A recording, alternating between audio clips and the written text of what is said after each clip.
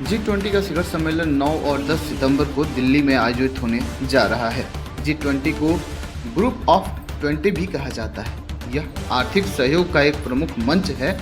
G20 का मंच अंतर्राष्ट्रीय आर्थिक मुद्दों को निर्धारित करने में एक महत्वपूर्ण भूमिका निभाता है। इसके अलावा यदि हम लोग बात करें तो आर्थिक स्थिरता, वैश्विक व्यापार, ग्लोबल चैलेंज से लेकर कई मुद्दों पर भी राय तय करने में G20 की अहम भूमिका होती है। G20 समूह का कोई अस्थायी सचिवालय नहीं है। सभी 19 देशों और यूरोपियन यूनियन के बीच एक खास तरह की रोटेशन प्रणाली चलाई जाती है। उसी के जरिए नए अध्यक्ष का चुनाव किया जाता है। G20 समूह का गठन हुए करीब 24 साल बीत चुके हैं। इस दौरान कुल 17 G20 बैठकों का आयोजन हो चुका है। नई दिल्ली में यह 18वां G20 सम्मेलन होने जा रहा है, जिसकी तैयारी जोरों शोरों पे देखने को हमें मिल रही थी। दिल्ली में जो सुरक्षा संबंधित चाक चौबंद है वो पूरी तरीके से पूर्ण कर लिए जा चुके हैं।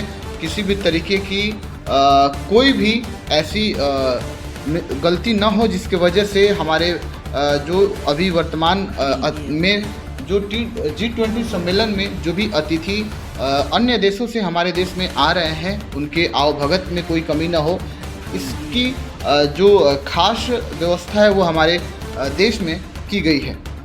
अब हम लोग देखते हैं कि जो G20 सम्मेलन होता है उसमें कौन कौन सा देश शामिल होने के लिए हमारे भारत में आने वाले हैं, या फिर कौन कौन से देश हैं जो कि इसमें शामिल होंगे। तो पहला नाम है भारत, अमेरिका, चीन, रूस, Brazil, Canada, Argentina, Australia, France, Germany, Indonesia, Italy, Japan, Mexico, Korea गणराज्य, सऊदी अरब, दक्षिण अफ्रीका, तुर्की, यूके और यूरोपीय संघ इसमें शामिल होंगे। ये खबर सामने आ रही है कि ये देश हैं जो कि G20 सम्मेलन में भाग लेने के लिए भारत आ रहे हैं।